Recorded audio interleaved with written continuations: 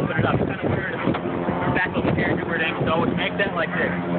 The hole needs to be on the bottom. That's how you usually do it. You know, just a little bit. Now we got it out of there. Okay, a lot of people make a hole like that. Everything's bigger, second spread. That's true. I keep hearing that.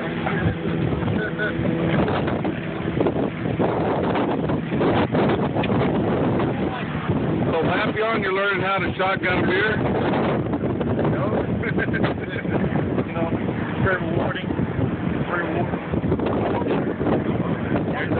There's yours. I'll do yours for you. That's how we do it here. Okay. First one's on me. First one's on me. So, hold it. Yeah. There you go. Hold it up. We'll do it all at the same time here in a second. It's going to be a race. Oh, man. I can't beat 3 seconds. So if you beat me, then I can't guzzle beers. If you beat me, I'll buy your first round when you get in there. How about that?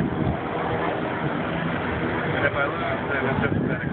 Yeah, then it's just, damn it, I got my ass whooped.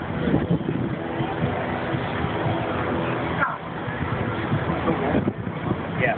Now here, I'll go over here in a second. One second, hold. One second up here.